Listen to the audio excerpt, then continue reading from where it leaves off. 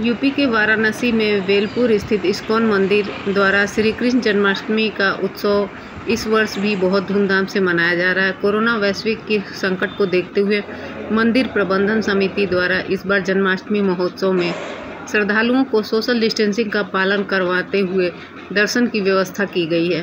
भगवान श्री कृष्ण को 21 प्रकार के द्रव और 216 प्रकार के भोग लगाया जाएगा। जन्माष्टमी के अवसर पर इस्कॉन मंदिर एवं भगवान के विग्रहों को देश विदेश के सुंदर फूलों से सजाया जाता है। मंदिर प्रबंधन समिति जन्माष्टमी के दिन मंदिर की दिनचर्या के बारे में बताते हुए कहा कि सुबह ब्रह्मा मुहूर्त में भगवान की विशेष मंगला आरती और श्रृंगार दर्शन किए जाते हैं। प्रभुपाद जी की जो वर्षगांठ है 125वीं, तो इसमें हमने प्रभुपाद जी को 10 विशेष भेंटें देने का संकल्प लिया है इस वर्ष। उसमें से एक बहुत विशेष जो भेंट है वो है काशी के अलग अलग क्षेत्रों में अलग अलग परिवारों के साथ मिलकर हम पूरे वर्ष भर में 125 हरिनाम संकीर्तन जो कीर्तन मंडली होती है वो करने का हमने संकल्प उठाया था।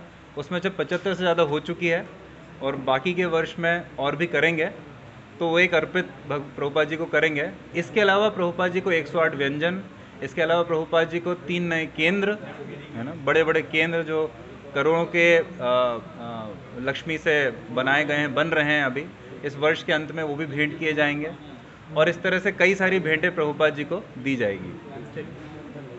हरे कृष्णा। हरे कृष्णा। मेरा नाम है अच्युत मोहन दास।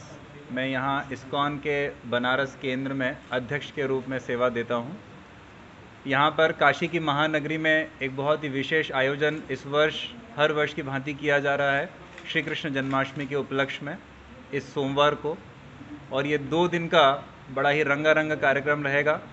और इस महामारी के चलते ये एक अत्यंत विशेष भूमिका लेकर आया है हम सभी के जीवन में। कैसे? कंस की काल कोठरी में मध्य रात्रि में तूफान के बीच में और वसुदेव और देवकी के जीवन के अंधकार के बीच में कृष्ण, साक्षात कृष्ण वहाँ पर आविर्भावित हुए थे एक पूरे प्रकाश की नव किरण को लेकर उनके जीवन में और उस पूरे समाज में जो कंस के अत्याचार से पीड़ित था।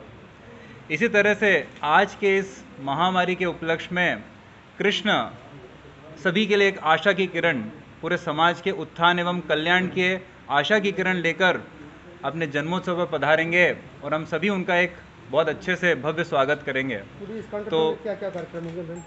इस्कॉन टेम्पल में इस वर्ष हर वर्ष की भांति बहुत अच्छे से महाअभिषेक किया जाएगा भगवान का।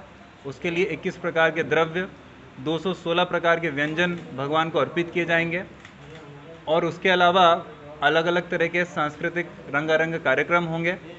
लेकिन कोविड को देखते हुए रात को 10 बजे बाद लोगों के लिए दर्शन उपलब्ध नहीं होगा, उसके पहले दर्शन होगा, कीर्तन होगा।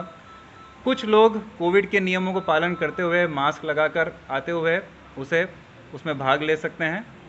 उसके अलावा ऑनलाइन सब कुछ रहेगा सभी के लिए।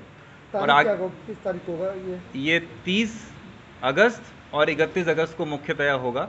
और ये जो वर्ष है वो इस्कॉन के लिए अत्यंत महत्वपूर्ण वर्ष है, क्योंकि हमारे संस्थापक आचार्य अभय चरणारविंद भक्तिवेदांत स्वामी प्रभुपाद जी का यह 125वां वर्षगांठ है।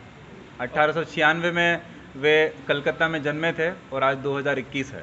कोई आर्टिस्ट भी आ रहा है बाहर से? इस बार बाहर से बहुत स्पेशल भक्त आ रहे हैं। लखनऊ, गोरखपुर, पटना, प्रयाग, दिल्ली तक से बहुत सारे छात्र आ रहे हैं, मेडिकल के, इंजीनियरिंग के, MBA के।